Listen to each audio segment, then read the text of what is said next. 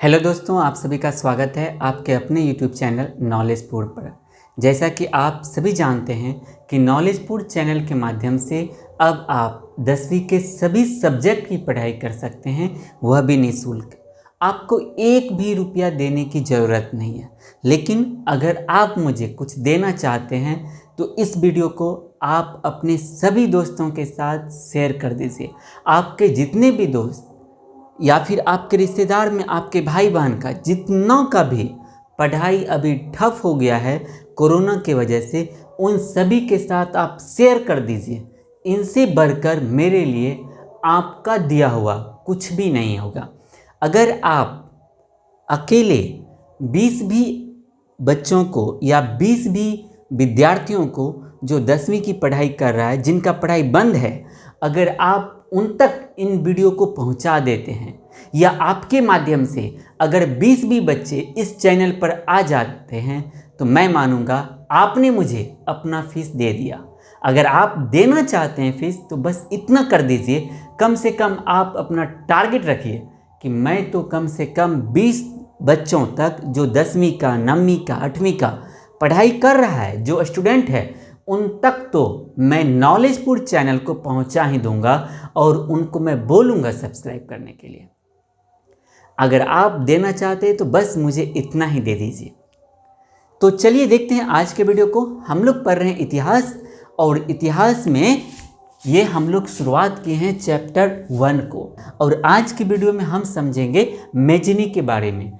Italy के एकीकरण में मेजनी का क्या योगदान था, यह प्रश्न कई बार पूछा जा चुका है, इसीलिए आप इनको अच्छे से समझ लीजिए। तो देखिए, मेजनी जो था, मेजनी एक साहित्यकार था। मेजनी क्या था? एक साहित्यकार था और गणतांत्रिक विचारों का समर्थक था। यह चाहता था मेजनी कि इटली में गणतंत्र की स्थापना हो। इटली के सभी राज्य जो अलग अलग हैं, उनमें जो मतभेद है वो सभी समाप्त हो जाए और इटली एक सूत्र में बन जाए, मतलब वहाँ पर गणतंत्र की स्थापना हो। तो इटली साहित्यकार भी था, गणतांत्रिक विचारों का समर्थक और योग्य सेनापति था। यह एक सेनापति भी था और साहित्यकार भी था। तो यंग इटली की स्थापना 1831 ईस्वी में की। यंग इटली की स्थापना कब हुई तो आप क्या बोलोगे? 1831 ईस्वी में। ये प्रश्न ऑब्जेक्टिव में कई बार पूछा जा चुका है। तो यंग इटली की जो स्थापना की गई थी, इनका मुख्य उद्देश्य क्या था? तो इनका मुख्य उद्देश्य था इटली से विदेशी हस्तक्षेप को समाप्त करना। इटली में हस्तक्षेप किसका था? पिछले वीडियो में मैंने बताया था आपको, फ्रांस और ऑस्ट्रिया का। फ्रांस और ऑस्ट्रिया बहुत ही ज़्यादा दबदबा बना के रखे थे इटली के कई राज्यों पर। जो यंग इटली का स्थापना किया गया था, इनका मुख्य उद्देश्य यही था कि हम अपने देश से यानी इटली से विदेशी हस्तक्षेप को समाप्त करेंगे और पूरे इटली को संयुक्त गणराज्य में स्थापित करेंगे, या पूरे इटली को एक देश बना देंगे। यह किनका उद्देश्य था?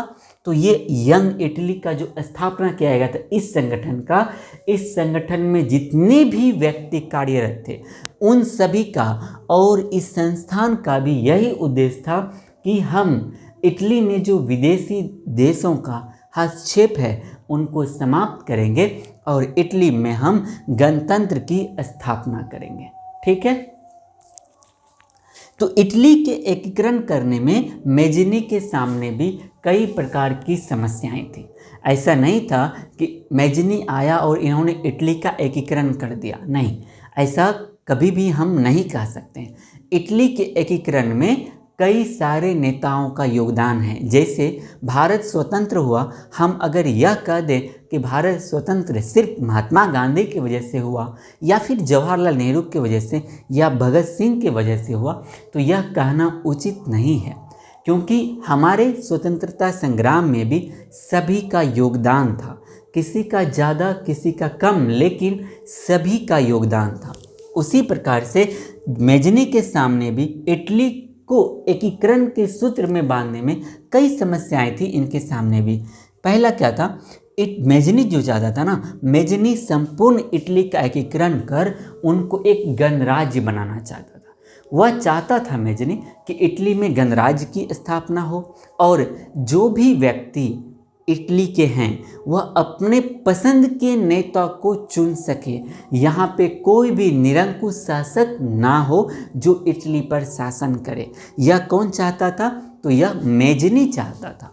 उनके बाद जो वहाँ का सार्डिनिया और पिडमाउंट, मैंने आपको बताया था कि वहाँ पर कांग्रेस ने 2 राज्यों में विभाजित किया, नेपोलियन ने 3 और कांग्रेस ने 2 राज्यों में, सार्डिनिया और पिडमाउंट। इन्होंने क्या किया? सार्डिनिया और पिडमाउंट का जो शासक था चार्ल्स एल्बर्ट, यहाँ का शासक कौन था? तो आप बोलोगे चार्ल्स एल्बर्ट था।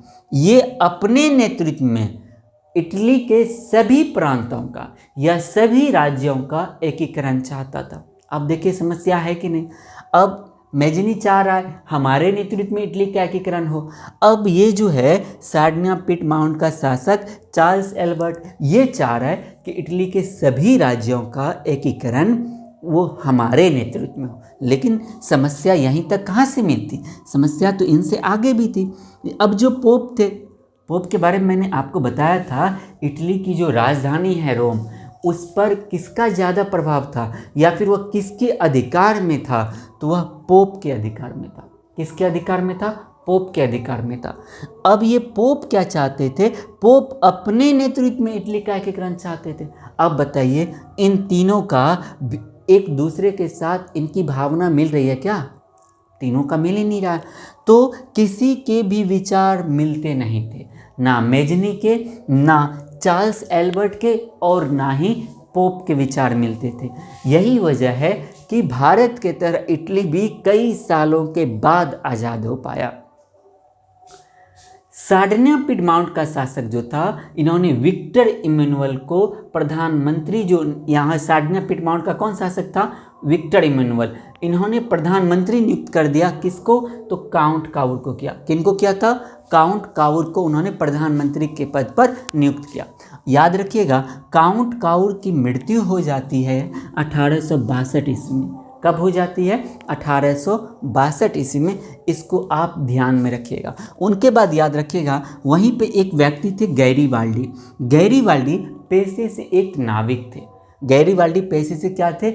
एक नाविक थे, लेकिन यह मेजनी के विचारों के समर्थक थे। मतलब मेजनी का जो विचार था इटली के एकीकरण को लेकर, उनको यह समर्थन करते थे। कौन? गैरीवाल्डी। कौन करते थे? गैरीवाल्डी। उनके बाद याद रखिएगा इटली का एकीकरण 1871 ईस्वी में हो पाया। इटली का एकीकरण कब हो पाया? 1871 ईस्वी में। लेकिन इटली के एकीकरण में जो बहुत ही ज़्यादा योगदान था वो किनका था? मेजनी का था, काउंट काउर का था, गैरीवाल्डी का था, विक्टर इमैनुअल का था और इनके जैसे और सारे व्यक्तियों का था। लेकिन इनका मुख्य रूप से इटली के एकीकरण में योगदान था। प्रश्न आपसे पूछा जाएगा कि इटली का एकीकरण कैसे संभव हो पाया या फिर इटली के एकीकरण में क्या बाधाएं थी, उनको लिखें।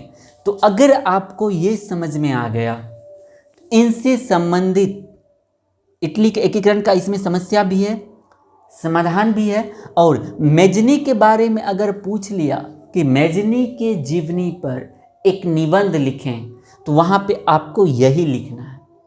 समझ में आ रहा है? अगर आपसे प्रश्न पूछा जाएगा कि मेजनी के जीवन पर एक निबंध लिखें, तो आपको ये पता होना चाहिए कि मेजनी ने क्या सब किया। तो अगर आपको ये समझ में आ गया तो आप आराम से प्रश्न को सॉल्व कर लेंगे, उनका उत्तर आप दे देंगे। मैं आशा करता हूँ कि मैंने जो भी समझाया ये आपको समझ में आ गया होगा। अगर आपको नहीं आया तो वीडियो को पीछे कीजिए, फिर से देखिए, 100% आपको समझ में आएगा। आपको ज़्यादा लेंदी ना हो, इतिहास को आप मज़े से समझ पाएँ, इसीलिए मैं छोटा छोटा टॉपिक लाकर आपको समझा रहा हूँ ताकि आपको समझ में आ जाए। इसीलिए मज़े कीजिए, समझने का प्रयास कीजिए, कॉपी में इसको नोट्स भी बनाइए। उनके बाद आपको मैं नोट्स दूंगा भी, मैं PDF आपको दूंगा भी। PDF मिलेगा कहाँ आपको? तो आपको PDF मिलेगा टेलीग्राम पर। कहाँ मिलेगा? तो आपको मिलेगा टेलीग्राम पर। ठीक है, तो आप टेलीग्राम पे जाना, या आपके मोबाइल में अगर टेलीग्राम डाउनलोड नहीं है तो पहले आप प्ले स्टोर से टेलीग्राम को डाउनलोड कर लीजिएगा। डाउनलोड करने के बाद टेलीग्राम पे आप सर्च कीजिएगा। क्या सर्च कीजिएगा? नॉलेज पूल, KNOWLEDGE, नॉलेज हटा के दीजिएगा, पूल PUR, पूल, और इनके साथ लगा दीजिएगा अमन, नॉलेज पूल अमन। आपको एक बार में आप हमारे चैनल पर पहुंच जाओगे। अगर नहीं मिलेगा तो मैं इस वीडियो के डिस्क्रिप्शन में लिंक दे दूंगा, तो आप वहां से भी चैनल पर पहुंच जाइए।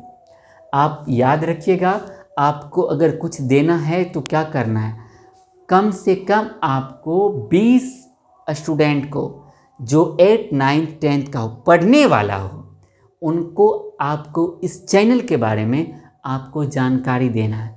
आप वीडियो का लिंक उनके साथ शेयर करके भी दे सकते हैं, उनको फ़ोन करके भी आप बता सकते हैं कि भैया, दीदी या मेरे दोस्त, तुमको पता है तुम पढ़ाई कर रहे कि नहीं कर रहे? नहीं कर रहा है तो एक चैनल है नॉलेजपुर, तुम इनको जाके सब्सक्राइब करो। यहाँ पर सभी सब्जेक्ट की पढ़ाई मतलब उपलब्ध हो गई है और अच्छे तरीके से समझाया भी जा रहा है। ठीक है, मैं आशा करता हूँ आज मैंने जो भी बताया आपको समझ में आया होगा। अगर आपको समझ में नहीं आया, कहीं पर भी कोई समस्या है, तो आप नीचे कमेंट में ज़रूर लिखिएगा। हम मिलेंगे अगले वीडियो में, तब तक के लिए जय हिंद, जय भारत।